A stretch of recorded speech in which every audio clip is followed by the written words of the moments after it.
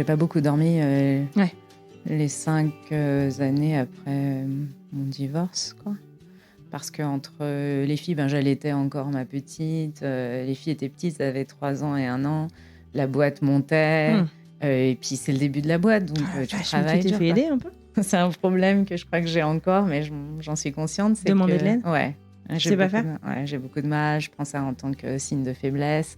Donc moi, j'avais même demandé à mes parents de pas venir aux États, alors qu'ils venaient d'habitude, et j'étais là, non, venez pas m'aider. C'est Pourquoi bon. tu voulais pas qu'ils voient que tu avais besoin d'aide? Ouais, je voulais pas qu'ils voient que.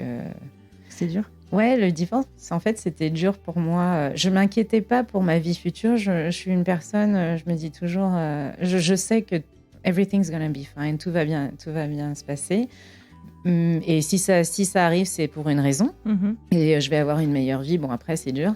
Mais je voulais pas. C'était quand même un échec. Je te dis, moi, dans ma vie, c'était tu fais une bonne école, tu vas avoir un bon boulot, tu vas à l'international, tu rajoutes des lignes sur ton CV, tu vas avoir un bon boulot, tu vas avoir une bonne vie, tu t'as trouvé un mec bien, vous allez passer votre vie ensemble. C'est assez facile là, sur papier.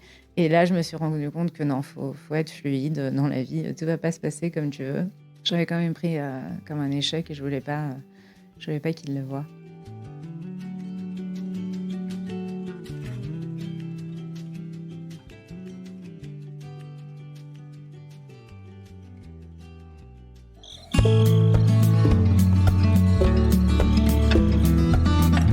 Cette semaine, dans French Expat, je vous embarque avec moi à la découverte du parcours de Sandrine Vora. Son aventure commence après ses études en école de commerce en France, lorsqu'elle décide de poursuivre son éducation en Californie. Et c'est là-bas, loin de son pays d'origine, que Sandrine prend conscience de sa propre diversité. Notamment lorsque des étudiants se mettent à la surnommer Coconut, ce qui veut plus ou moins dire blanche à l'intérieur et marron à l'extérieur. Une expérience marquante qui va façonner, vous allez le voir, la suite de son parcours. Après quelques années passées en Allemagne, Sandrine revient s'installer aux États-Unis avec son petit ami de l'époque et c'est alors qu'elle découvre le Colorado. Après un passage rapide dans une société de fournisseurs d'accès à la télévision par satellite, Sandrine décide de se lancer dans l'entrepreneuriat et fonde Mikado International, une entreprise qui se spécialise dans le marketing multiculturel. Et malgré les défis rencontrés dans un Colorado qui est alors bien moins diversifié que la France, Mikado devient rapidement leader dans son domaine. Lorsqu'on devient chef d'entreprise, c'est pas toujours facile de tracer une ligne claire et franche entre notre vie privée et notre vie professionnelle. Et l'histoire de Sandrine n'y fait pas exception. Elle revient dans cet épisode sur son expérience en tant que mère célibataire aux États-Unis et elle aborde des sujets sensibles dont on n'entend pas assez parler, le stress post-divorce et la difficulté de demander de l'aide quand on en a vraiment besoin. Aujourd'hui, je vous invite donc à découvrir l'histoire de Sandrine et à réfléchir à la diversité dans tous les aspects de nos vies, de la sphère professionnelle à l'éducation de nos enfants. Je suis Anne-Fleur Andrely, vous écoutez French Expat, un podcast de la rédaction de French Morning. Si vous souhaitez soutenir notre travail, rendez-vous sur frenchmorning.com pour vous abonner. Allez, c'est parti, direction Denver.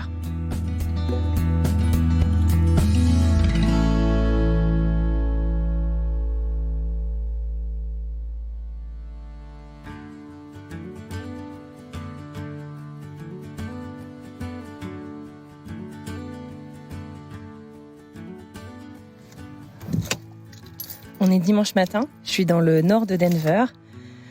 On est début mars, il fait particulièrement beau, le ciel est tout bleu, il n'y a pas un nuage. Des belles journées d'hiver comme on connaît bien par ici. Aujourd'hui, je vais à la rencontre de Sandrine Vora, dans le nord de Denver, dans la ville de Westminster. Et j'ai super hâte de parler avec elle, de vous raconter son histoire et de parler notamment de marketing de la diversité. C'est parti, je vais prendre mes affaires et je pars à sa rencontre.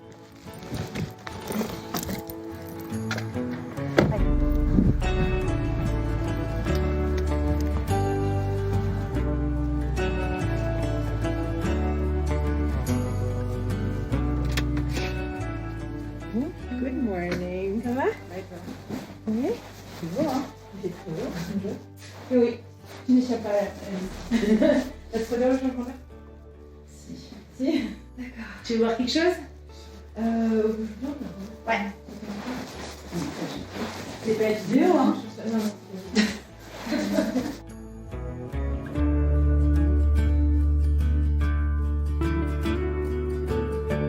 On a le droit de tousser, on a le droit de boire.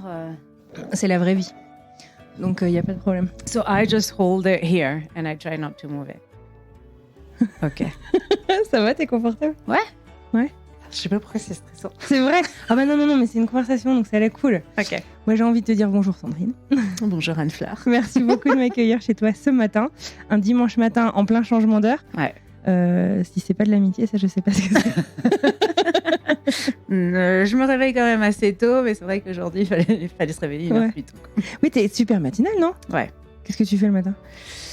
Je cours ou je fais du sport, Ah ouais. Une vraie je cuisine américaine. pour les enfants. Ouais. Je prépare la journée. Il sonne à quelle heure le réveil le matin? Entre 5h30 et 6h. Ouais. Après, en hiver, c'est plus 6h, 6h30. Quoi. C'est dur, hein, sans le soleil. Ouais. Ouais, je comprends. Écoute, merci beaucoup donc de m'accueillir chez toi. Il y a une question traditionnelle que je pose aux gens qui passent à mon micro.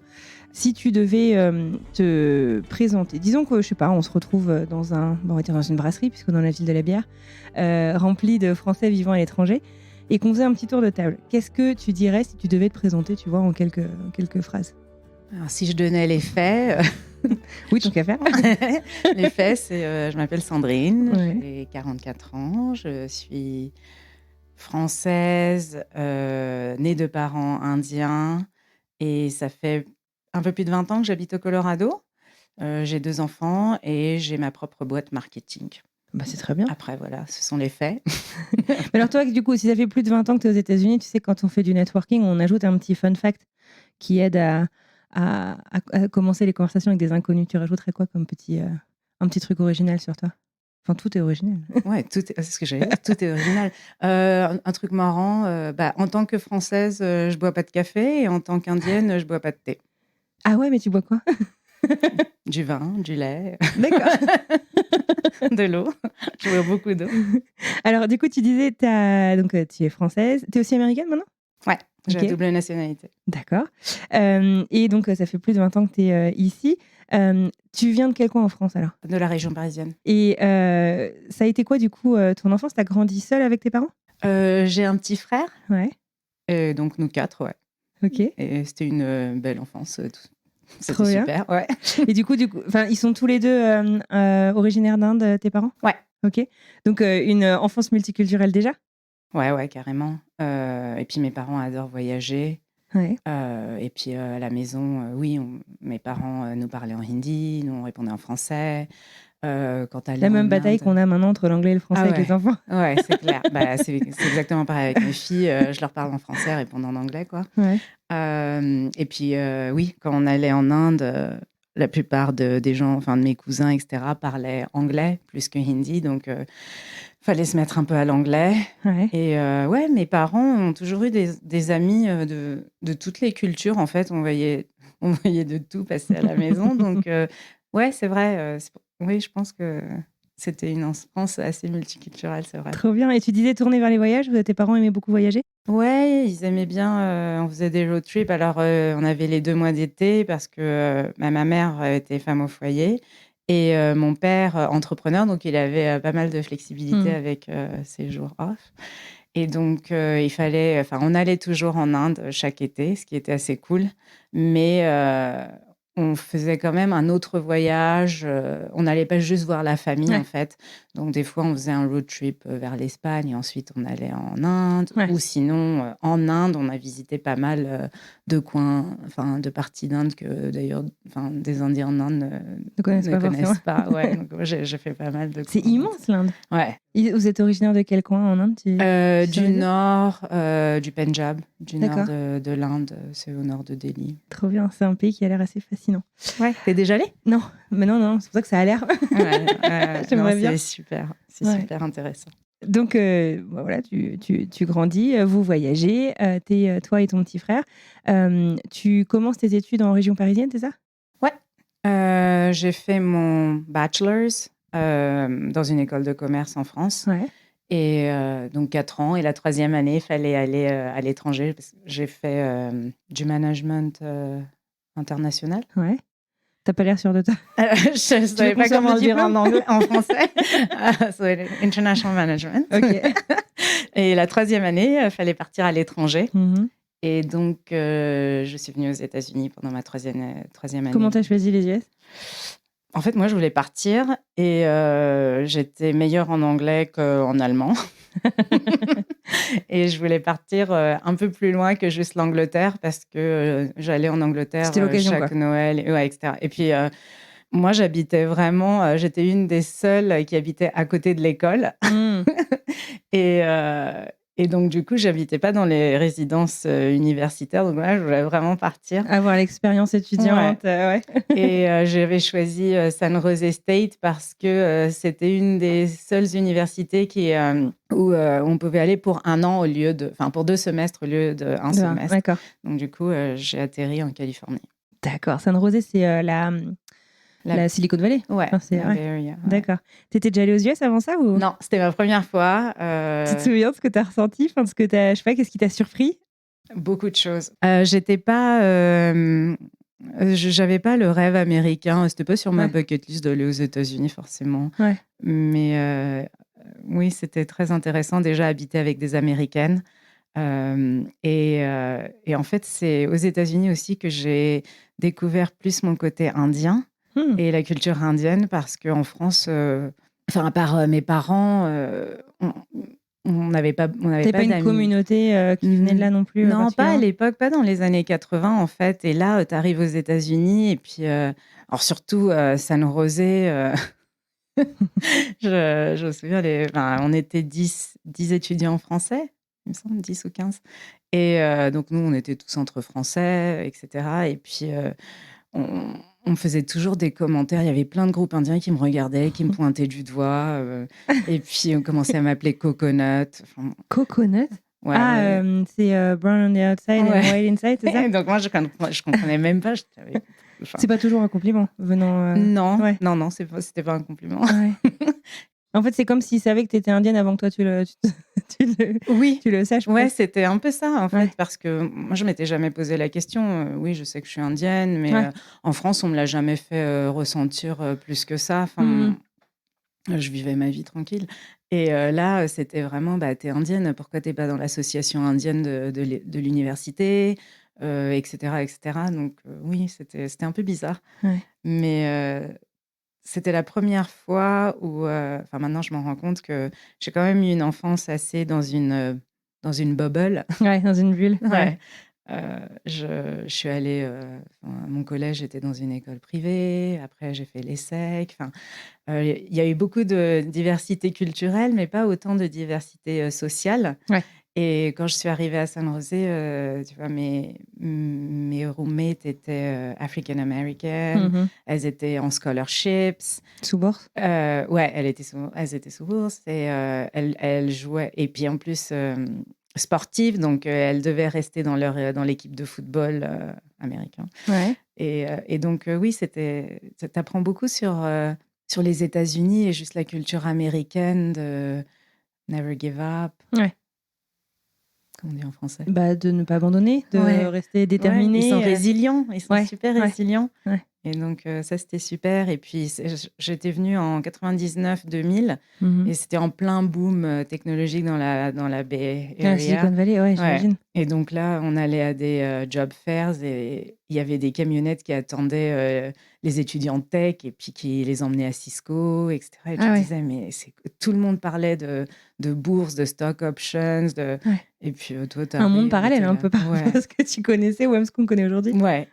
C'était assez délirant à 19 ou 20 ans. Et en même temps, il y avait tellement de contrastes. Donc, j'habitais dans les dorms.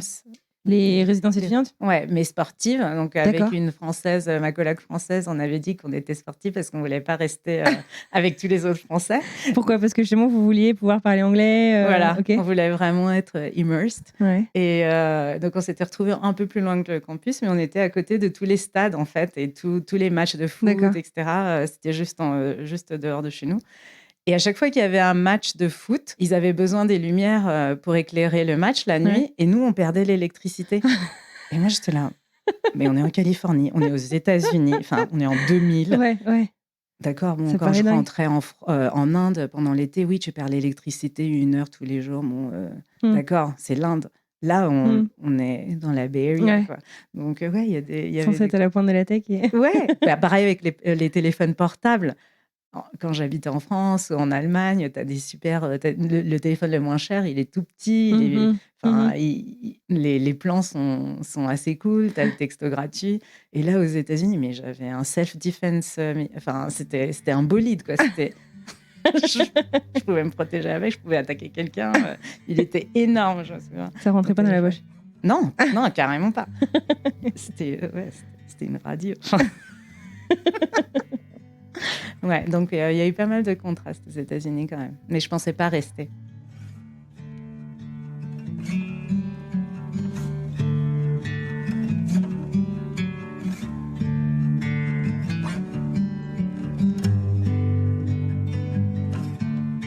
Tu décides quand même de venir pour 2 semestres, alors que tu aurais pu le faire en un semestre ailleurs. Ouais. Pourquoi ? Parce que tu voulais vivre ça à fond ? Ouais, C'était ça exactement ça. l'idée ? Ouais. Ok. Et être bilingue en anglais. Mais du coup, tu étais déjà exposée à l'anglais, parce que tu disais tes cousins et tout le monde parlait anglais, donc Ouais, il a mais fallu que tu t'y mettes tôt. Ouais, mais j'étais pas bonne. Enfin, moi, D'accord. je me sentais débrouillais, pas bonne parce que, pareil, en Inde, tout le monde est bilingue. Enfin, tout le monde est bilingue anglais, en fait. Et bon, mais moi, je savais que j'étais nulle. J'étais meilleure en hindi. Ouais. Donc, moi, je préférais qu'on parle en hindi quand on rentrait en Inde. Ouais. Et puis, parce que mes parents me parlaient en hindi. Ouais. Et ouais, j'étais pas bonne en anglais. Et alors, du coup, l'apprentissage de l'anglais en Californie, ça se passe bien ? Ouais. L'anglais, Ouais. ça a été... La découverte de la vie universitaire. C'était pareil, c'est un nouveau monde, c'est une Ouais. nouvelle façon de... L'éducation est tellement différente aux États-Unis par rapport à la France. Mm. Et tu dis que tu as grandi dans une bulle, en fait, tu es partie d'une bulle pour aller dans une autre.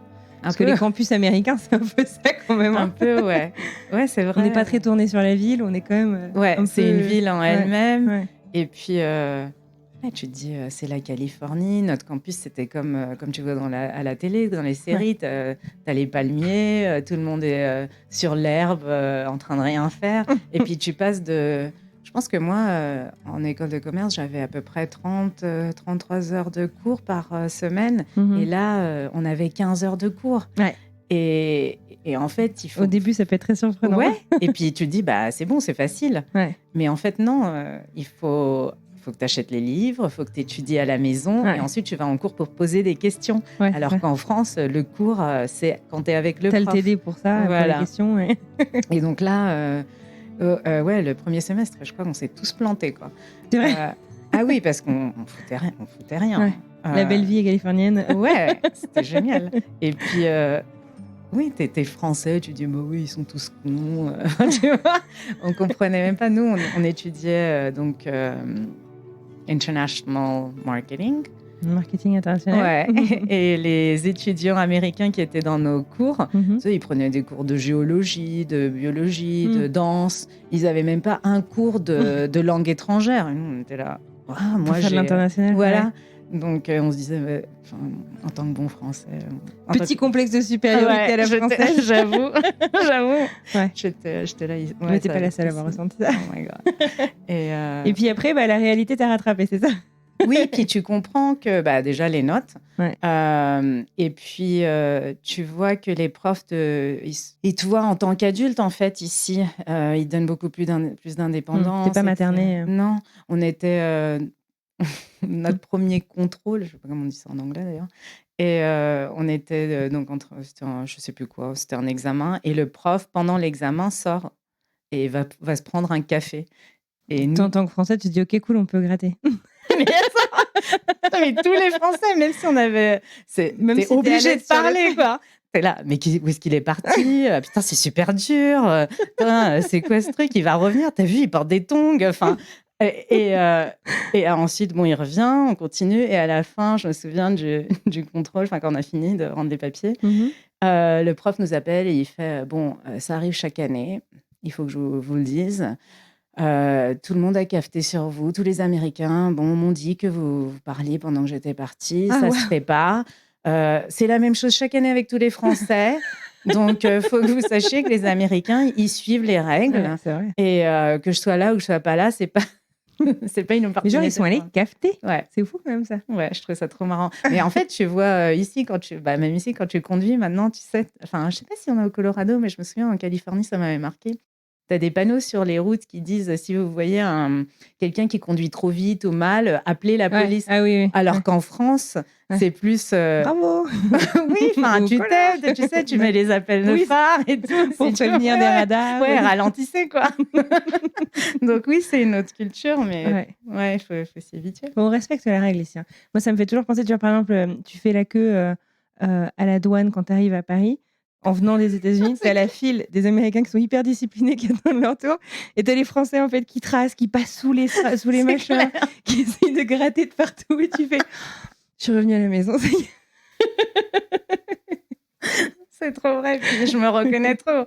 Attends, je suis arrivée. Toi, t'es encore 20 ans après, tu grattes encore? Non, Non. mais quand je suis arrivée au Colorado, donc ça fait 20 ans et je suis arrivée à Longmont. Donc à l'époque, Longmont, c'était comme un petit village, faut le Mhm. dire. J'avais des vaches et des chevaux que je voyais de ma fenêtre et venant de la région parisienne, c'était quand même un choc. Dépaysement. Ouais. Et puis, il y a beaucoup de vues à Longmont. Et moi, bon, si ça dit 65 miles par heure, moi, c'est sûr que je vais au moins 10 miles de 70, plus. ouais, d'accord. Tout le monde conduisait lentement et tout. Enfin, tu traces. Et puis, quand tu arrives, c'est quoi, pour rentrer dans. Ou même quand il y a des embouteillages, tu te mets pas juste derrière. En tant que Français, tu essayes d'aller le plus Ouais. devant. Tu slalomes et tu Ouais. changes de fil. Alors que bon, maintenant, je me suis un peu calmée. Puis t'es assagi. Oui. C'est Alors, l'âge. du coup, t'as cette première expérience en Californie qui te plaît, où voilà, la réalité fait que tu dois quand même te mettre au boulot. Ouais. mais tu passes une belle année. Comment est-ce qu'elle se finit cette année-là? En fait, je décide de faire un stage à l'étranger, de faire mon stage à l'étranger et de continuer en Californie aussi. Ouais. Donc, on devait faire un Alors que stage. t'étais de venue 6 en mois. disant je reste pas. Ouais. Mais en fait, moi, c'était plus dans le but. Je coche toutes les bonnes cases Mhm. pour avoir la vie que je dois avoir, en fait. En Et tant que c'était quoi tes bonne objectifs? enfant d'immigrants, maintenant, je me dis, faut faire une bonne école, faut avoir un bon CV pour pouvoir aller pour avoir un bon premier boulot. Et ouais, donc j'avais fait mon stage chez Merrill Lynch. Again, D'accord. j'avais détesté. Je me suis dit, j'irai pas du tout en finance, dans le milieu financier. Et Ouais. après 6 mois, je suis rentrée en France pour finir le dernier semestre. De ton école de commerce. Ouais. Ok. Et je pensais jamais revenir aux États-Unis, alors que j'avais un copain. J'avais un copain en Californie, mais je me disais, on rentre. C'est fini, quoi. Ouais, on casse, quoi. Enfin, Ouais. voilà. Ouais. Et alors, comment ça s'est passé, le retour en France? Ça s'est bien passé. C'est dur de revenir chez tes parents. J'ai eu la même chose en rentrant de ma première expérience. Rentrer chez toi, c'est cool, tu retrouves des choses, mais tu te rends compte en fait que tu as acquis une certaine liberté, une certaine indépendance. Et Ouais. c'est une transition particulière. Ouais. Et puis, c'est l'âge où après, tu changes à tous les âges, mais j'étais partie entre 19 et 21 ans. Mhm. Et j'avais grandi, j'avais mûri. Ne pas être à la maison, ça m'avait rendue plus indépendante. Et rentrer à la maison, c'était assez dur. Ouais.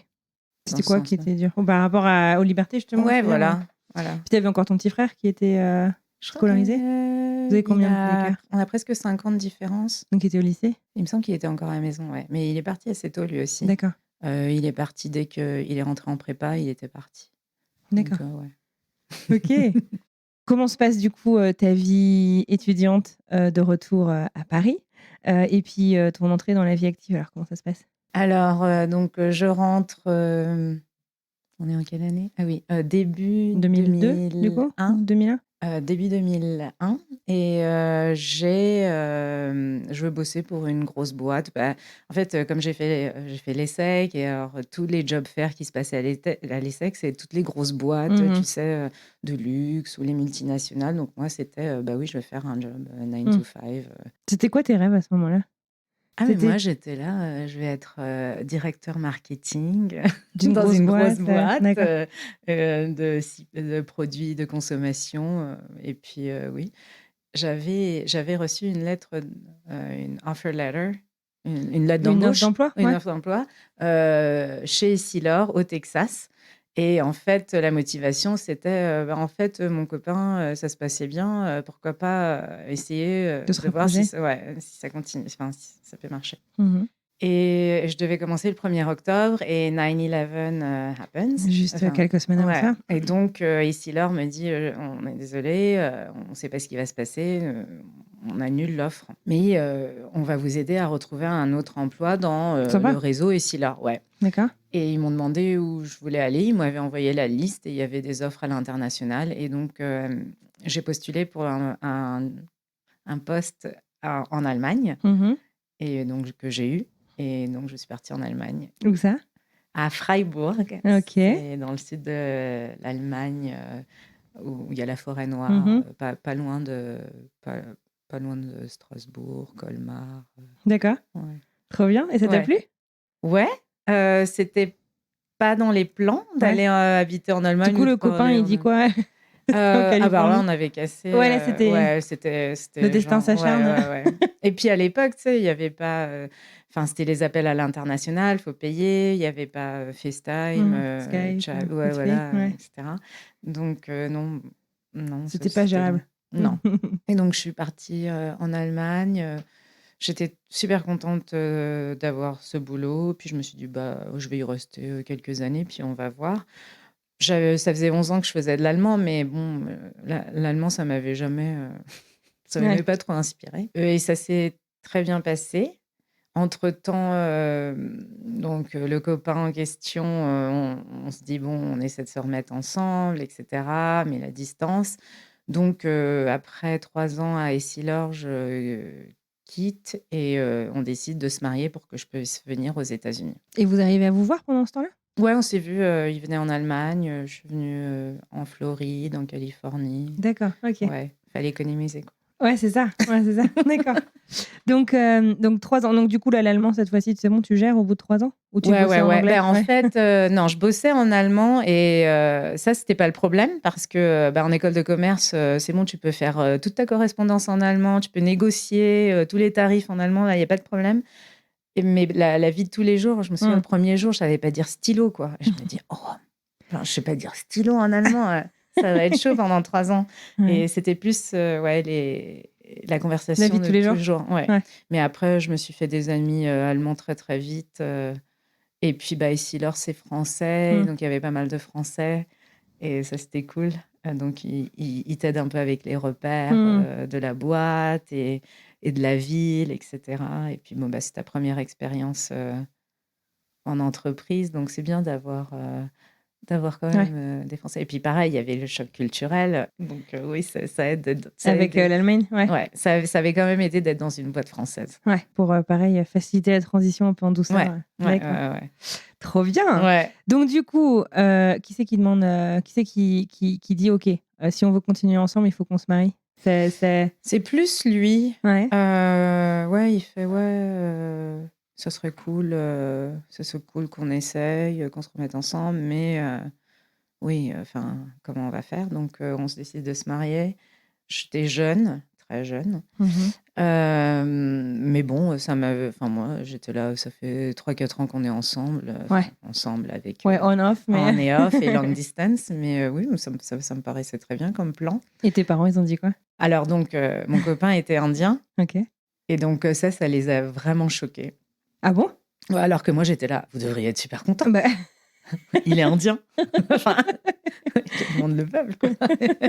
Il est pas de la même région, mais il ouais. est enfin, pour moi, je voyais pas la différence entre tous les Indiens. Ouais. Ça, c'est un autre truc que j'ai appris, plus en Californie, en fait, Ah ouais. parce qu'à chaque fois que j'avais des Indiens qui venaient me parler, la première question qu'ils te demandent, C'est c'est, d'où tu ouais, la religion et tu es d'où? D'ailleurs, on me disait, «Are you HP?» Et moi, j'étais là: «HP?»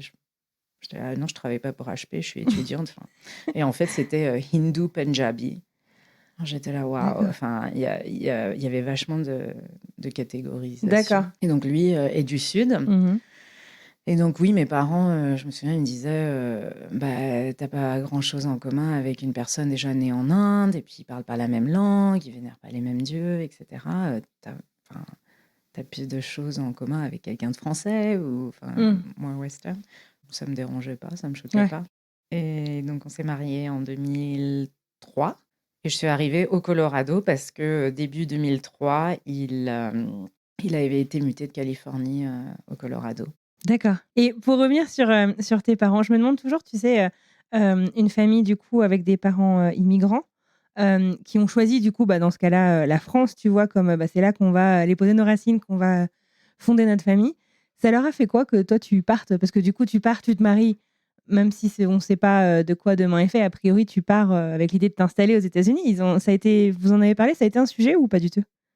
Non, cette partie-là, c'était un peu plus naturel. Enfin, ça les choquait pas qu'on parte à l'étranger. Et je dis on parce que mon frère aussi, vraiment, quand il était jeune, il est parti, il a habité en Italie. C'est plus près, comme je l'ai dit. Ouais, mais après, il est parti au Japon. Enfin, maintenant, il habite au Canada. Et j'ai l'impression que j'oublie un pays aussi pour lui. Mais il a fait beaucoup d'échanges, donc je me souviens même plus. Mais oui, c'était pas la question de partir à l'étranger. C'était plus pourquoi lui. Pourquoi lui?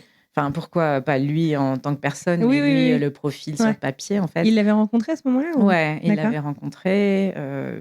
Oui, il le trouvait bien en tant que personne, mais oui, il s'inquiétait sur les différences culturelles, en fait. Tant que j'immigrais dans le monde western, ça allait. Mais je me souviens que, pareil, avant de rentrer à l'école de commerce, il fallait faire un stage. C'était mieux si on le faisait à l'étranger. Moi, j'avais décidé de le faire en Inde parce que, comme on allait en Inde chaque été, et là, pendant l'été, je devais faire le stage, j'aurais pas pu aller en Inde. Et moi, j'adorais aller en Inde. Alors, du coup, j'ai cherché mon stage en Inde et donc j'avais fait 10 mois à Bombay. Ah oui, un sacré stage quand même, 10 mois. Ouais, alors là, le choc culturel... T'as beau connaître l'Inde, c'est pas suffisant. Enfin, c'était pas du tout pareil. Quand on allait en Inde, on était dans la famille, tout le monde t'adore, tout le monde te chouchoute. Enfin, tu fais des visites à la tour, enfin, t'es touriste.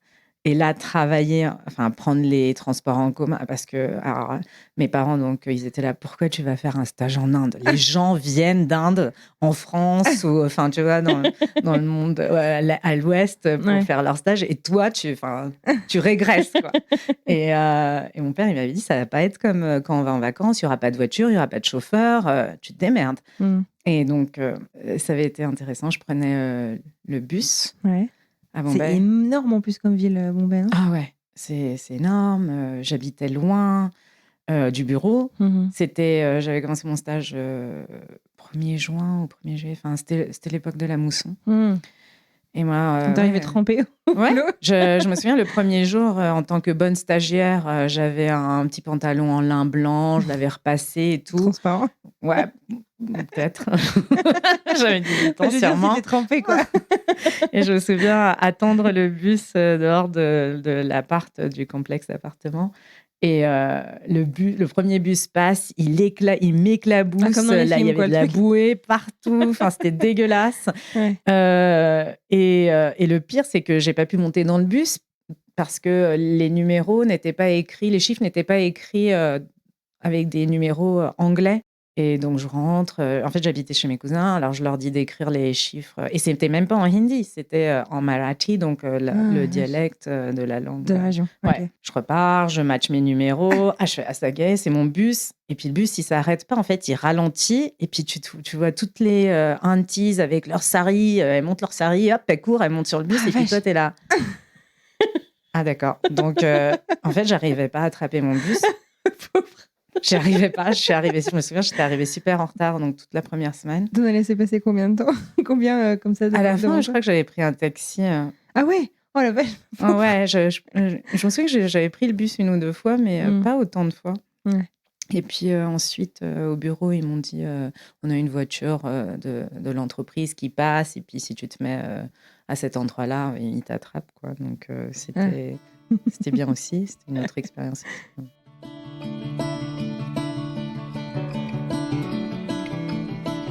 Alors, moi, du coup, tu es arrivée te voiler dans le Colorado? Voilà. Ok. Je voulais pas rester. Tu voulais pas rester? Est-ce que tu connaissais le Colorado? Enfin, je venais de lire un livre où il parlait d'Aspen. Et j'étais là, bon, ok, il va une ville de montagne. Ouais, voilà. Mais en fait, je me souviens quand il avait été muté, il avait le choix entre le Colorado, l'Alabama et le Minnesota. Et on s'était dit, bah oui, le Colorado, parce que les 2 autres, ça a l'air, c'est pire. Sur quel plan? Minnesota, je me suis dit, il va faire super froid. Ouais, ils ont des gros hivers. Ouais, et puis moi... Enfin, ici aussi, un peu. Ouais, vite fait. Oui, enfin, c'est parce que... C'est pas violent. Voilà, mais je le savais pas à l'époque, mais Minnesota, pour moi, c'était Pire. C'était pire. Ouais. Et moi, je pensais vraiment que j'allais retourner en Californie, en fait. Donc après, je me disais, l'Allemagne, je vais jeter tous mes manteaux et tout. Je vais plus jamais habiter en hiver. Et ouais, donc le Colorado, on a choisi le Colorado. Et puis mon ex-belle-sœur, donc la femme de mon ex, la sœur de mon ex habite à Colorado Springs. Ah ouais, donc vous arriviez aussi pas, vous partiez pas de zéro, quoi, avoir un peu de famille sur. Ouais, lui, dans le il coin. avait de la famille. Moi, je la connaissais pas à l'époque, mais ouais. Mais oui, je pensais pas rester longtemps parce que pour moi, c'était la Californie. Au Colorado, je me suis dit, je vais jamais trouver de boulot. C'est pas d'hiver, ça va pas être fun. C'est le Midwest, quoi. Ouais. C'est pas le rêve américain. Enfin, déjà, j'en avais pas. C'est pas le Midwest en plus. Non, c'est ce que je viens d'apprendre. C'est pas le Midwest. Ouais. Le Midwest, il s'arrête quoi, au Kansas ou oui. Ohio? Il y a que 13 États dans le Midwest. Ouais. Donc nous, on est l'Ouest. Je savais même pas. Nous, on est dans l'Ouest américain. Ouais. Grand parc. Je trouvais ça trop fort. Je viens d'apprendre ça, genre ça fait. Après 20 ans encore. Ouais. Avant, je disais toujours, oui, j'étais dans le Midwest. Enfin, oui. Aïe. D'accord. Donc du coup, tu vas un peu à reculons, mais te voilà. Vous installez à Longmont, donc qui est aussi dans le nord de Denver. Ouais.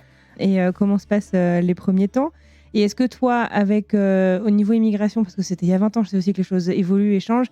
Est-ce que tu pouvais bosser? Enfin, qu'est-ce que tu voulais faire, toi, à ce moment-là? Non, en fait, ça a été assez difficile parce que je suis arrivée, je pensais chercher... Je me disais, ça va être difficile de trouver du boulot, mais bon, enfin, tu vois, j'ai fait l'ESSEC, quoi. L'ESSEC, école mondialement connue aux États-Unis. Ouais, voilà, je suis tombée vite de haut parce que ça voulait rien dire. C'est une grande ici. école française, mais... Ouais, et puis on te le fait comprendre quand tu y es. Ah ouais. Côté l'élite. Voilà. Et donc, arriver ici, ça servait à rien sur mon CV. Ah ouais, à ce point-là?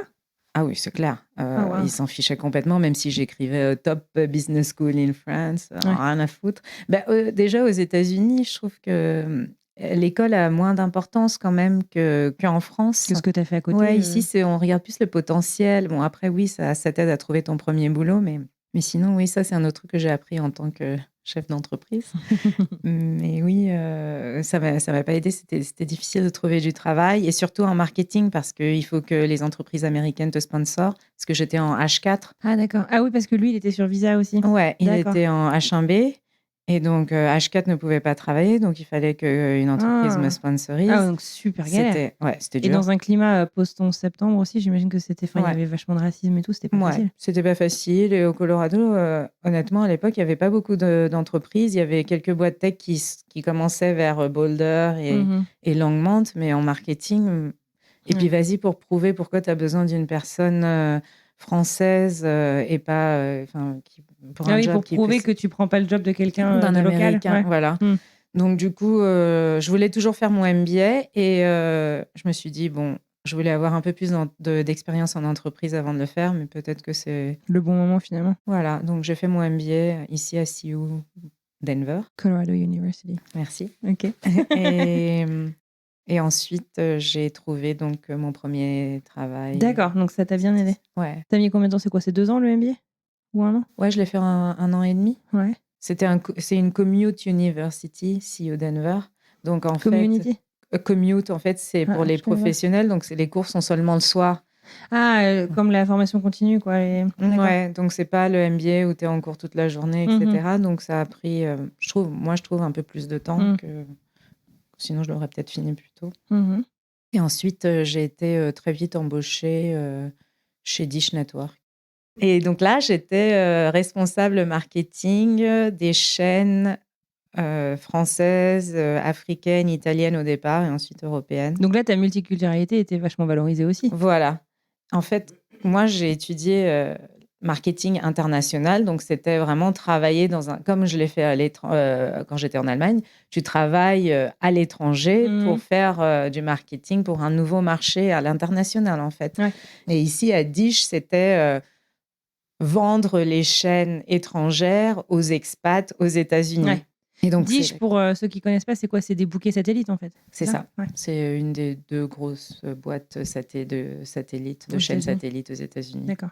Dish et DirecTV. Et donc, du coup, là est venu le concept de multicultural marketing, du marketing multiculturel, parce Ouais. que c'est différent du marketing international.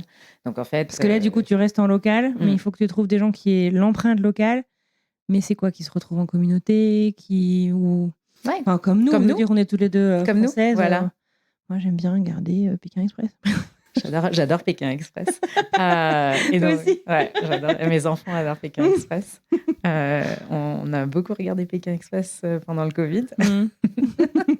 Et oui, donc c'était ça. Ouais. Je vendais TV5 Monde, Ouais. etc. C'est quoi les grandes... je sais pas quel mot utiliser, les grands fondamentaux du marketing multiculturel, alors. Comment tu le définirais? C'est vraiment... alors déjà, la première chose, c'est identifier qu'il y a une diversité multiculturelle, parce qu'il y en a pas mal encore qui le renient. Surtout aux États-Unis, c'est quand même... Ouais, mais moi, je peux te donner plein d'exemples de personnes qui disent bah non, il y a de la diversité, mais bon, ils n'ont pas le pouvoir d'achat. Pourquoi on va faire du marketing spécifique? Ah, genre être immigrant veut dire être pauvre ou... Voilà. C'est un peu ça? Ouais. Ah ouais, d'accord. Et donc oui, c'est identifier le fait que oui, c'est un marché qu'on ne peut pas ignorer. Et puis, deuxième, c'est comprendre les cultures, les nuances culturelles, en fait. Comme tu dis, c'est très différent du marketing international où là, tu as un produit, par exemple, français, mais tu le vends. Tu l'adaptes à un autre marché. Et là, c'est, tu as ton produit et tu essaies de comprendre la dualité de ce consommateur qui est quand même américain et qui a une culture autre que les États-Unis. Et puis, il faut regarder, il y a tellement de critères, en fait, d'où les gens viennent.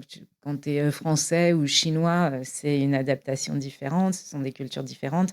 Ta consumer journey est différente. Parcours de consommateur. Client, ouais, je sais même pas. Je sais pas trop. Et puis, combien de temps ça fait que tu es aux États-Unis? Ouais, ce qui fait que tu t'assimiles à certaines choses et pas d'autres. Oui. Ouais. Quand tu arrives, et encore, ça dépend des cultures, mais des cultures fortes comme des gens qui viennent du Moyen-Orient ou d'Asie, ils mettent plus de temps à s'assimiler. Ouais. Ils sont plus en clan, en clique. D'accord. Et par exemple, les Français, non, pas du tout. Ils s'assimilent très vite. Et t'as des parcours différents. Les Français, par exemple, ils vont commencer à se mettre... ils vont être plus proches de leurs racines, ou ils vont vouloir, par exemple, prendre la télévision française quand ils ont des enfants. Ah ouais, pour transmettre. Voilà, pour qu'ils entendent la langue, pour transmettre la culture, alors que un Indien qui vient ici ou un Brésilien, il faut c'est un des premiers trucs qu'il faut, c'est la télé locale, il faut voir les news. Ouais. Donc du coup, cette première expérience est dure, hein? Non, tu restes quelques années chez Dish? Seulement 3 ans. Ah d'accord, ok. C'est une entreprise... Pourquoi ça te fait rire? C'est une entreprise assez spéciale parce que moi, je ne le savais pas quand j'avais accepté l'offre, mais c'était, je pense que ça l'est toujours, une des pires entreprises aux États-Unis en tant que culture. La culture d'entreprise toxique ou... Ouais, c'était très, très dur. Mais... Donc 3 ans, ça peut être très long dans un climat comme ça. Moi, je pensais partir... déjà, je pensais que j'allais être virée après 1 an, mais ils ne m'ont pas virée. Et ensuite, je me suis dit, bon, j'attends qu'ils me virent. Mais j'étais promue et puis ça se passait bien. Et j'ai quitté quand j'ai eu ma fille. D'accord. Je me suis dit, ça suffit. C'était déjà... je faisais 1 heure de route. Et puis, ils n'avaient pas de bons benefits. Comment on dit benefits? Je sais pas, des bénéfices sociaux. Parce qu'aux États-Unis, en fait... les politiques sociales sont tellement limitées finalement que c'est les boîtes en fait pour se sortir du lot qui vont offrir un meilleur congé maternité puisqu'il n'y en a pas au niveau fédéral. Voilà. Ça va être quoi, l'assurance santé, des jours de congé, des choses comme ça. Chaque boîte fait ce qu'il veut, quoi. Ouais, il n'y avait pas beaucoup de jours de congé. Et comme tu dis, congé maternité, c'était 6 semaines et pas payé.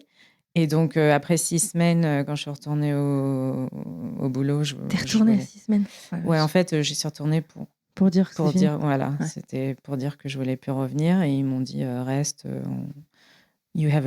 t'es promue. Je fais, non, c'est bon. En fait, ils te tenaient comme ça, quoi. C'était en t'offrant des promotions régulières. Ouais, c'était vraiment... Comme pour se faire pardonner. Oui, c'était un peu bizarre. Ouais.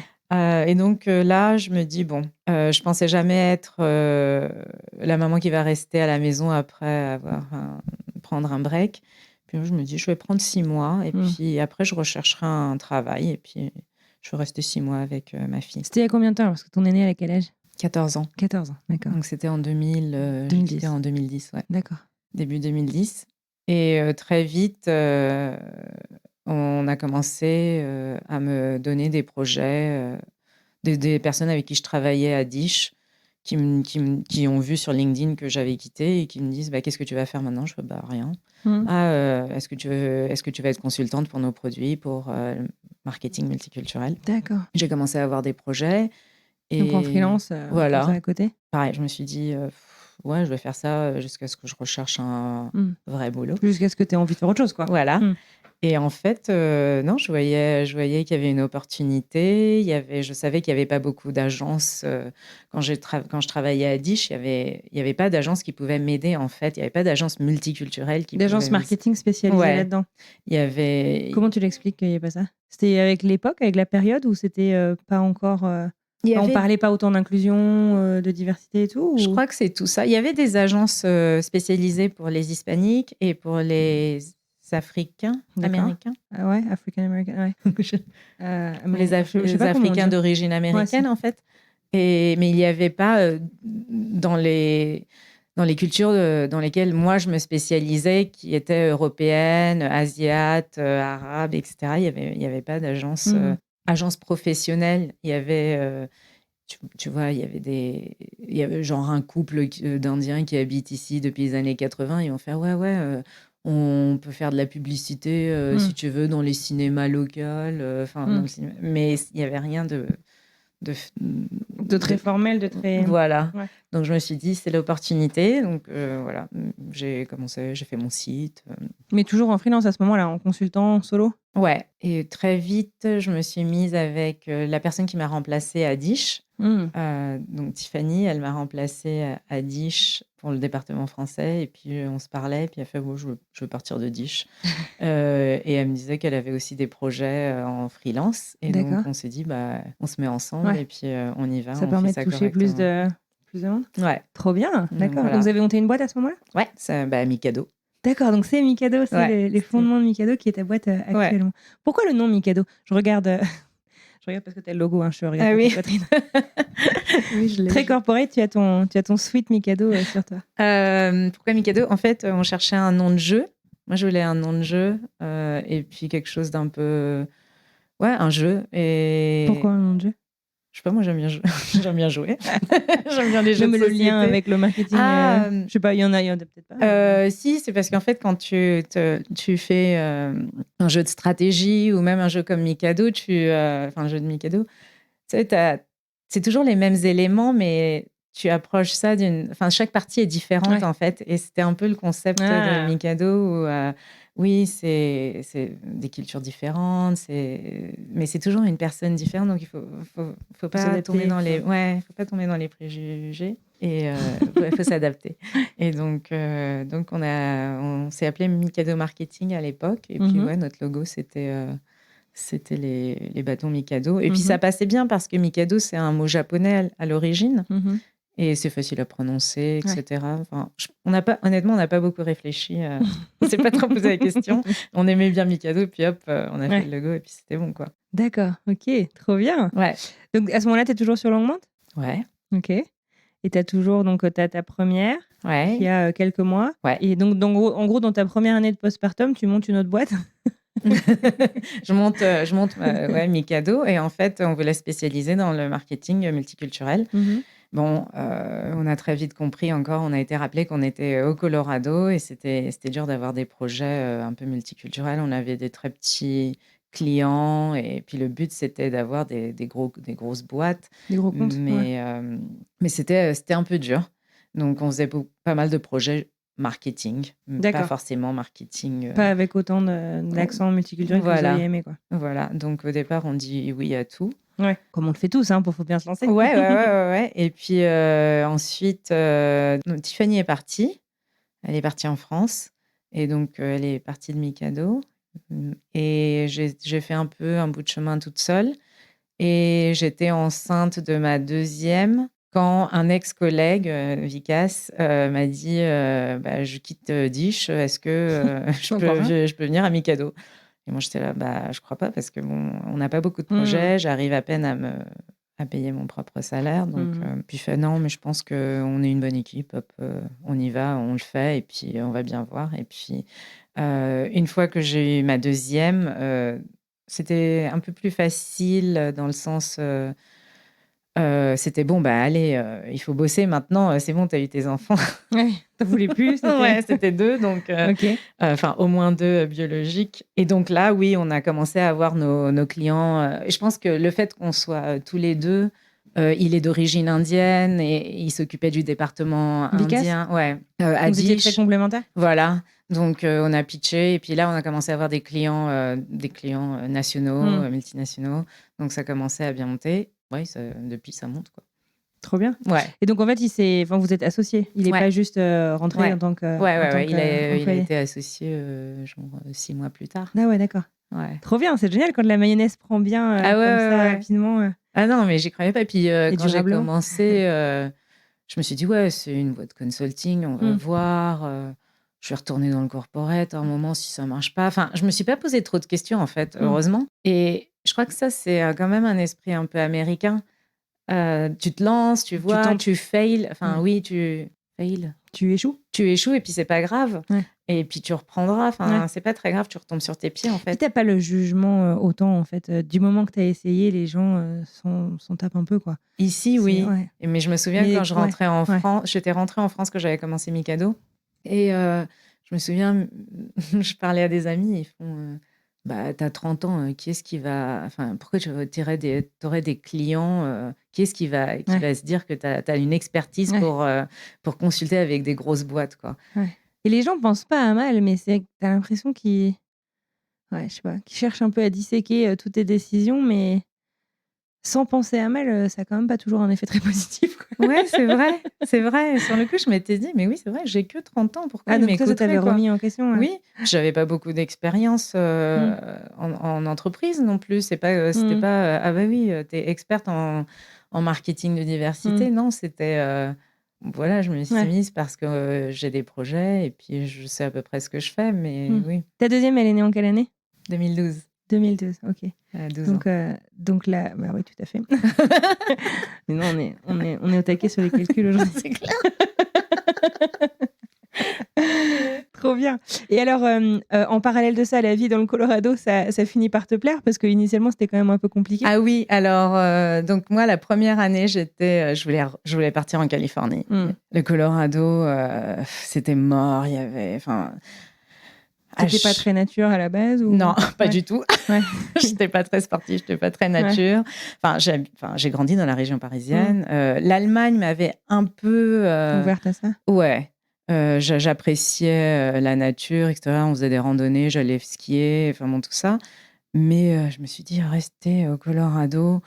Ce qui m'embêtait le plus, c'était, je voyais tous les gens passer en concert aux États-Unis. Ils passaient partout. Sauf à Denver.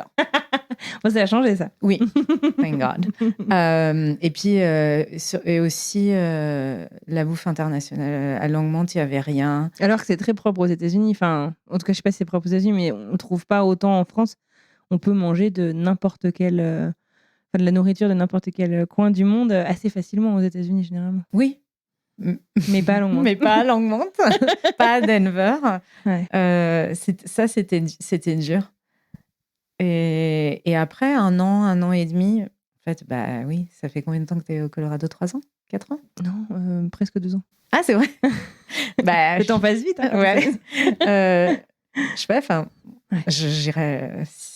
Si j'ai le choix, je resterai ici. Enfin, regarde, on a du soleil en plein hiver tous les jours. Il fait beau, je suis allée courir ce matin, tout est beau. Oui, tu t'y habitues en fait. Et je me suis rendu compte très vite que le soleil avait de forts bénéfices. Je rentrais en France pour Noël. J'étais en dépression à chaque fois parce qu'il fait toujours gris, il pleut. En été, il pleut. Là, il fait beau tous les jours et ça me On met de s'habitue bonne vite, humeur. hein, à Ouais. cette, Et donc, ouais, je voulais plus partir après. Puis surtout, une fois que j'ai eu les filles, je voulais plus partir. Je trouvais que c'était une belle vie pour les enfants. Ouais. On a de l'espace, t'as pas d'embouteillage, l'air à respirer est bien. Enfin, je sais pas. Donc t'es plutôt bien, quoi. T'es Ouais, je suis sold. plutôt bien. J'ai lancé Mikado, j'ai 2 enfants. Et là, ah oui, ah bah oui. Donc en 2013, ma deuxième a 1 an et là, on divorce. D'accord. Je divorce avec mon ex-mari. Et donc, oui, là, c'était un peu plus dur. Et pareil, il y a plein de personnes qui me disaient ah, mais tu vas rentrer en France, etc. Et puis moi, j'étais là, bah non, pourquoi? Enfin, Parce que les gens se disent quoi? Que le solo parenting, loin de ouais, de la peut-être. famille biologique, ça peut être difficile. Ou peut-être parce que, je sais pas, Sandrine est venue aux États-Unis Pour ce lui, mec. et donc D'accord. peut-être qu'elle veut rentrer. Je sais pas, je me suis pas demandé pourquoi elle me posait autant la question, mais beaucoup de personnes me l'ont posé. Et pour moi, non, ça faisait 10 ans que j'habitais aux États-Unis, enfin au Colorado. Non, j'avais ma vie ici, j'avais ma boîte, mes enfants sont américains, donc je n'ai pas bougé, je suis restée là. D'accord. Par contre, ça m'a mis... Alors, elle me fait des mimes, mais je ne sais pas ce qu'elle me mime. Donc, j'ai envie de vous dire ce que je vois, mais je ne sais pas ce que je comprends pas. Fire under my ass. Ça t'a mis quoi? T'as dit quoi? Fire under my ass. Donc, ça m'a déclenché une détermination de feu. En fait, ça m'a motivée à continuer Mikado. Et pas, enfin, c'est pas que j'étais pas motivée, mais je me disais toujours, si ça marche pas, c'est pas grave, je retourne dans le corporate. Mais là, c'était il faut qu'elle marche, cette boîte, parce que j'avais besoin de la flexibilité avec mes enfants étaient petits, etc. Donc, ton ex-mari, lui, est resté dans le Colorado? Il est parti très vite en Californie, après 1 ou 2 ans. Toi qui voulais partir en Californie. Ouais, j'étais dégoûtée. J'étais là, putain. Vraiment. Il le fait exprès, là. J'y avais jamais pensé en plus. Parce que franchement, quand il est parti, moi, c'était le Colorado. Oui, t'étais passé à autre chose. Oui, putain, le salaud. Aïe. Donc voilà.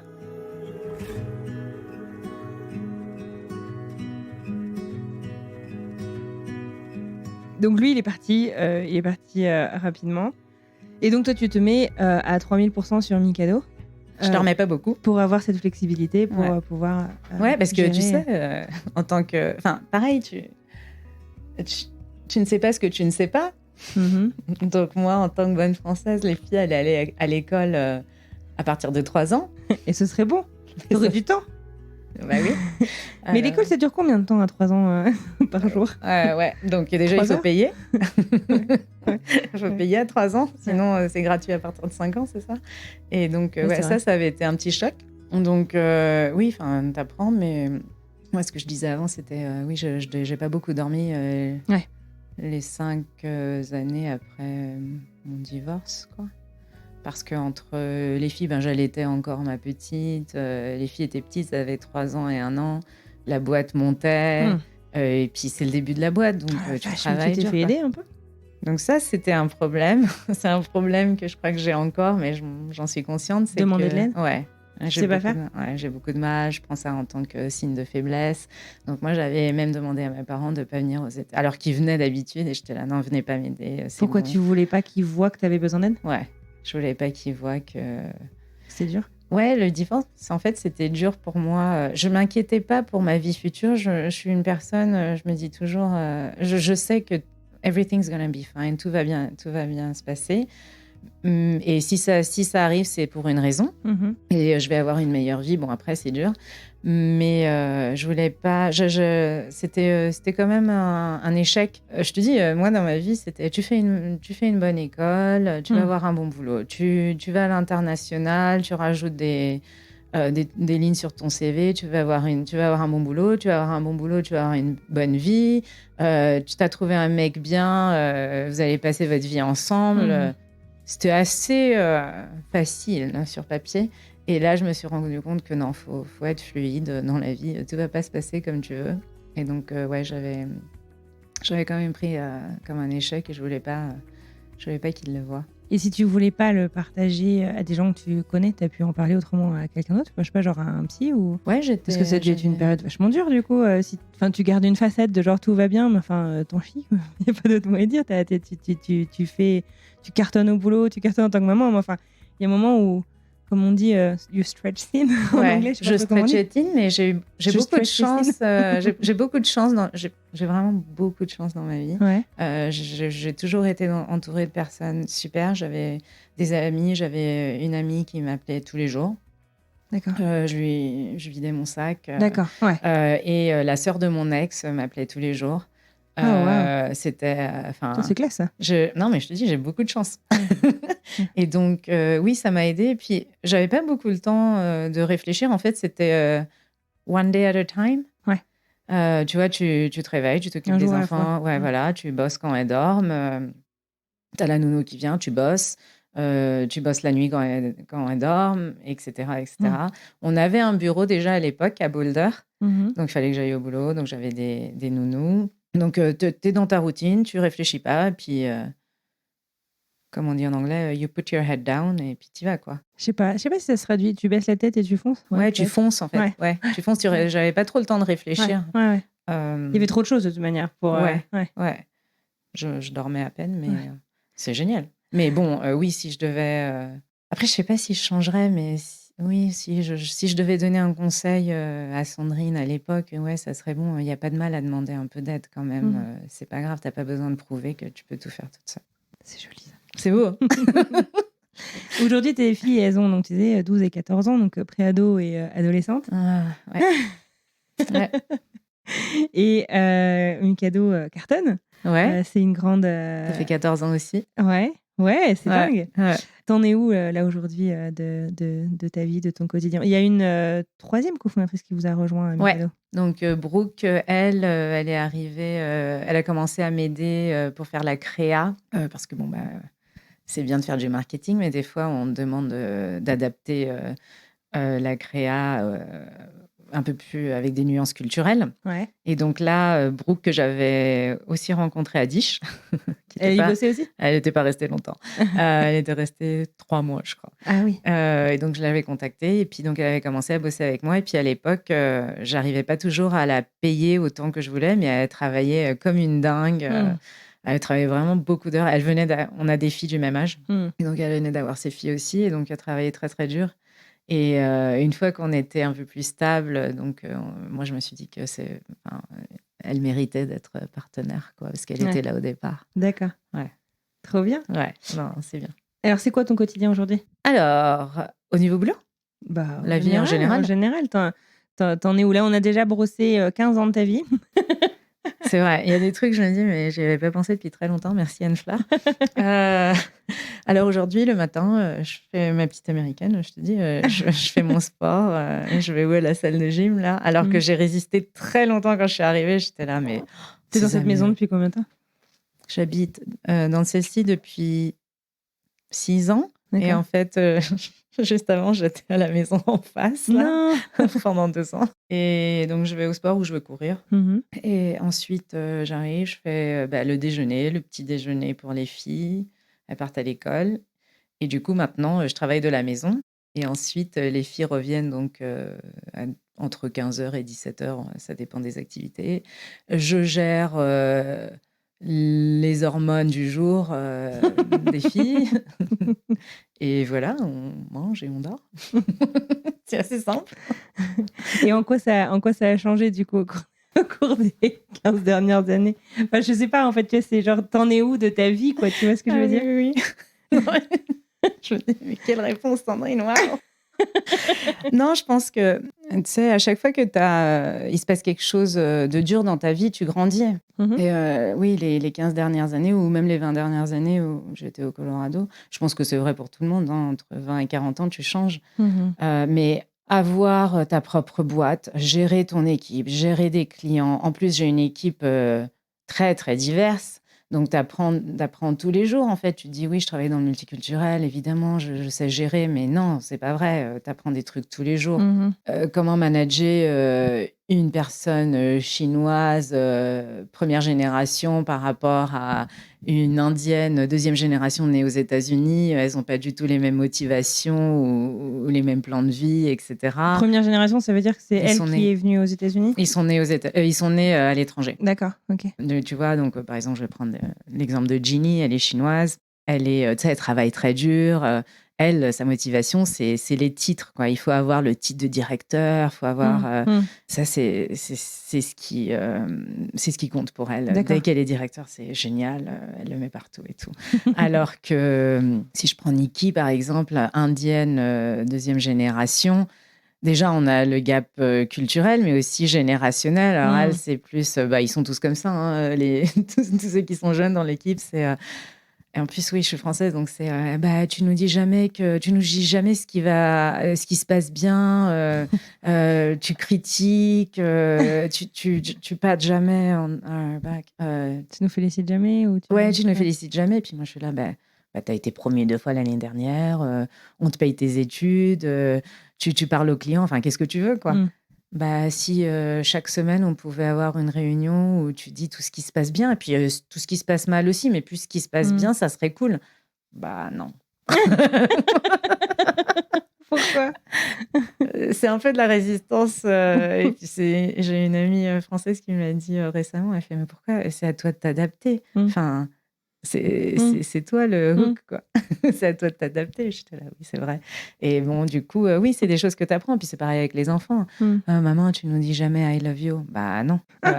Pourquoi? Je sais pas, ça se dit pas. T'as grandi sans on ne le disait pas beaucoup? Ouais, je trouve dans la culture française, ça se dit pas. Dans la culture indienne, ça se dit pas non plus. C'est très américain de dire I love you toutes les 2 secondes. Là, on vient de passer la Saint-Valentin. Moi, je suis encore choquée. Attends, j'ai reçu il y a presque un mois déjà. Oui, mais après 20 ans, ça me choque encore. Je reçois des emails au boulot et puis on me dit Happy Valentine's Day, Sandrine. Je dis, mais pourquoi tu me souhaites la Saint-Valentin? Donc oui, je pense que j'ai grandi, j'ai mûri, je suis plus résiliente. Oui, avoir des enfants, t'en apprends tous les jours sur toi, hein. Avoir des enfants, être chef d'entreprise, et puis pareil, être dans une autre culture, t'en apprends tous les jours, puis t'en apprends sur toi. Est-ce que tu considères que la culture dans laquelle tu vis est toujours une autre culture? Ou est-ce que tu te considères américaine aujourd'hui? Oui, il y a beaucoup de choses. Je sais que tu es américaine sur le papier. Mais... Ouais, il y a beaucoup de choses. Il y a beaucoup de choses qui sont. Je suis plus américaine que indienne ou française. Après, j'ai encore beaucoup de choses françaises. Je trouve que l'humour est encore très français. Ouais, je suis très sarcastique. C'est pas toujours bien compris. Non, c'est non. Ça, c'est un problème au travail aussi. J'avais le même souci. Et heureusement que je suis la boss, parce que sinon je me serais fait virer. Mais ouais, je sais pas. Je trouve que j'ai des nuances des 3 cultures. C'est dur de définir, en fait. Et après, du coup, ta personnalité. Bien sûr. Et mais du coup, qu'est-ce que tu partages avec tes filles aujourd'hui comme culture? Enfin, tu vois, parce qu'elles sont nées ici, c'est ce qu'elles ont toujours connu. Est-ce qu'elles ont encore un grand ancrage avec la France et l'Inde, par exemple? Ouais, c'est intéressant parce que, bon, c'est sûr que j'essaye d'avoir les fêtes...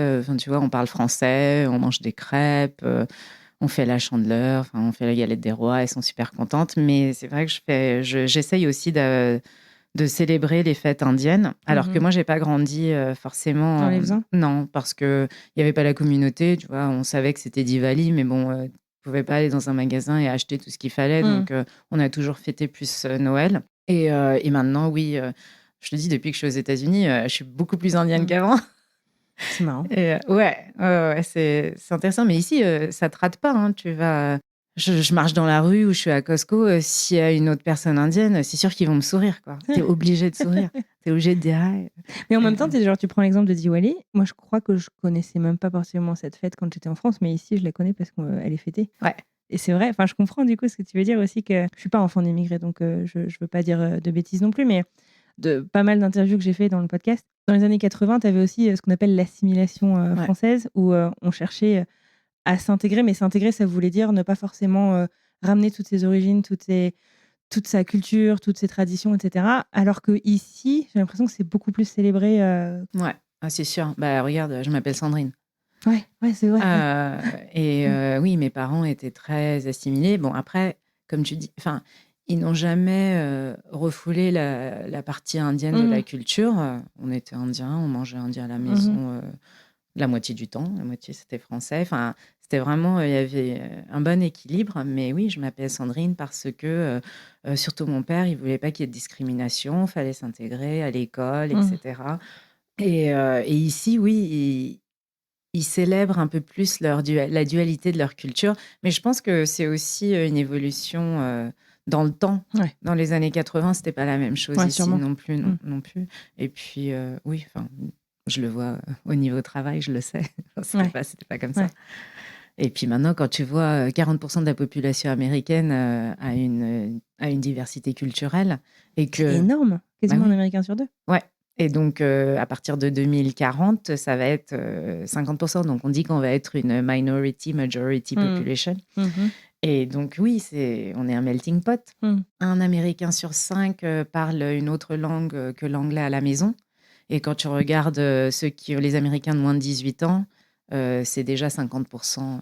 Ah, vache. Donc, oui, c'est pas la même chose qu'être dans les années 80 en France. Et paradoxalement, sans faire de politique, mais j'ai l'impression que le racisme n'a jamais été aussi prépondérant dans les campagnes politiques, etc., que maintenant. Peut-être que je dis des bêtises, moi ça fait pas 20 ans que je vais aux États-Unis, mais je sais pas si Ouais, je suis c'est quelque chose que d'accord. tu as... Ouais, je suis d'accord. Et je sais pas, je suis humaniste. Et donc, pour moi, c'est quelque chose que je comprends pas pourquoi il y a cette tendance. Et après, oui, quand on lit, tout le monde retourne vers ses racines, etc. Enfin, en fait, plus tu as le choix. Par exemple, quand tu vois l'immigration en France, comme je disais, dans les années 80, tu n'avais pas le choix. En fait, il n'y avait pas d'Indiens, donc tu t'intègres. Quand tu vois l'immigration aux États-Unis ou en Angleterre dans les années 80, bah, tu avais des plus grosses communautés indiennes, donc ils restaient en clique. Et puis tu le vois même maintenant, en fait. Au Colorado, on le voit quand on voit il y a plus en plus d'Asiates ou d'Hispaniques, etc. Ils sont plus en clique que les Français, on se voit, mais ça ne veut pas dire qu'on habite tous dans le même quartier. Donc, plus tu as d'opportunités à être avec quelqu'un qui te ressemble, plus tu es attiré pour prendre cette opportunité, à moins que tu fasses un effort conscient. Ouais, moi, j'ai jamais connu le racisme en France. Ça étonne, aux États-Unis, beaucoup d'Américains me posent la question. Ils me disent alors comment c'était de grandir en France en étant brown. J'ai jamais ressenti être différente. Non, c'est aux États-Unis qu'on m'a fait ressentir que j'étais brown. Ça, c'est fou, ça. Ouais. Ah, t'es une femme, t'es brown, femme de couleur. Bon, ok, c'est vrai. La première fois que j'ai fait, j'étais speaker, on m'a présentée, on m'a introduite en tant que double minority, donc minorité double, femme et de couleur. D'accord. Et j'étais là, waouh. Et tu n'y avais jamais pensé avant? Bah non. Puis surtout qu'on n'est pas je suis pas une minorité en tant que femme, on est 51% aux États-Unis. Et je crois en France aussi, je crois qu'on est un peu plus de femmes. Donc, et oui. Après, j'ai pas grandi en mettant de label, en fait. Je te dis, même en tant qu'Indien, il n'y avait pas de label. Mes parents nous ont jamais mis dans des boîtes et j'essaye. Enfin, je pense que je mets pas les gens dans des boîtes non plus. Et c'est vrai que ça me choque assez. Et puis pourtant, c'est un peu contradictoire parce que quand tu penses à mon travail. Ce que j'allais dire, c'est ton métier, quoi. Et après, tu te présentes du coup comme triple culture quand tu parles à tes clients? Enfin, c'est quelque chose que tu mets en avant?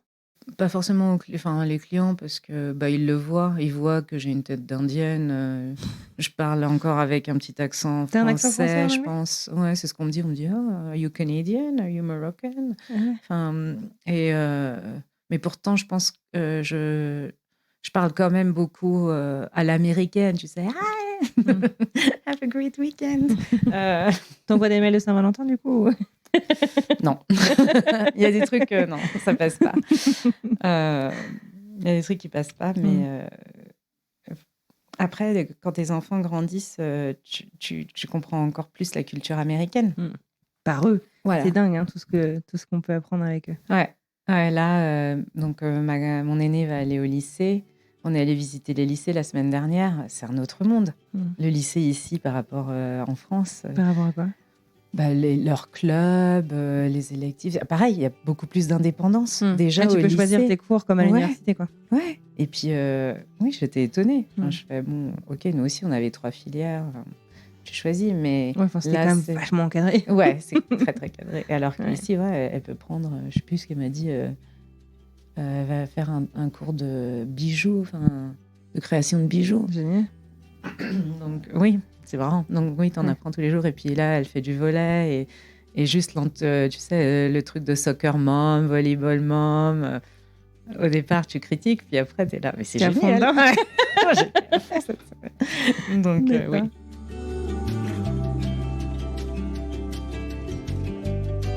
Tu en as mentionné déjà un tout à l'heure, mais s'il y avait des petites choses que tu pouvais chuchoter à l'oreille de la Sandrine d'il y a 20 ans, tu lui dirais quoi? Un des premiers trucs, ça serait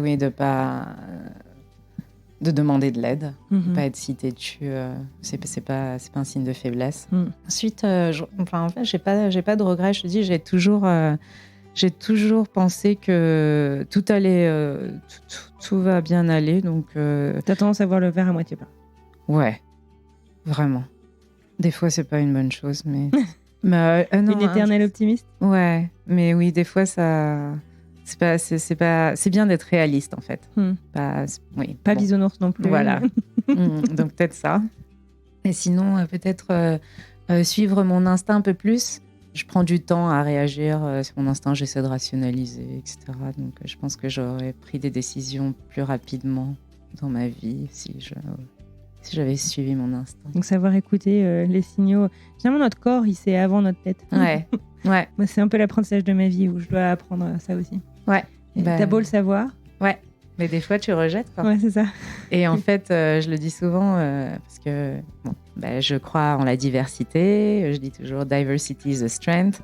Et your gut. Tes tripes. Ouais, c'est vrai, c'est en français, c'est pas très romantique. Non, mais your gut instinct. Voilà. Ouais. Et en fait, ton gut, en tant que partie de ton corps, c'est celle qui a le plus de diversité. Ah ouais. Et donc, moi, je dis toujours, voilà, quoi. La diversité, c'est une force, que ça soit culturelle ou autre. Il faut toujours essayer d'avoir de la diversité dans notre entourage, dans les pensées qu'on a, nos équipes, notre vie. Keep an open mind. Ouais. Et ben génial, bravo pour ton parcours. Merci. Et merci beaucoup. Ouais, merci, c'était super. Ça s'est bien passé. Mais oui, tu vois, ça s'est bien passé. Pas de questions pièges. Oui.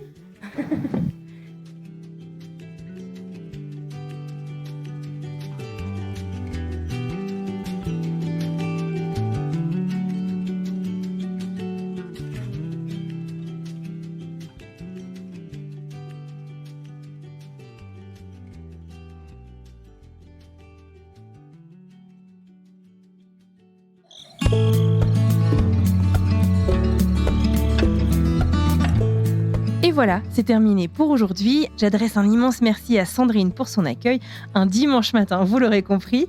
Et je vous dis aussi à vous un grand merci. Merci de nous avoir écoutés jusqu'au bout. J'espère que vous aussi, vous avez passé un bon moment. Si c'est le cas, n'hésitez pas à en parler autour de vous, dans la vraie vie, autour de la machine à café ou encore sur les réseaux sociaux.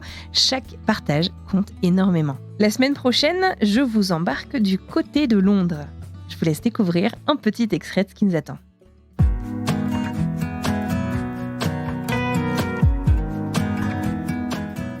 Je me rappelle de cette petite anecdote, me retrouver dans le métro français, où quand les gens me marchaient sur les pieds, c'est moi qui m'excusais, tu vois. Parce que j'étais encore tellement dans cette mentalité japonaise de je fais attention, je suis respectueuse, je ne traverse pas au feu rouge piéton, que le retour à une culture plus latine et occidentale, ça a été quand même un choc aussi au retour. Donc j'ai eu le choc à l'aller et après 1 an de vie là-bas, j'ai eu le choc au retour.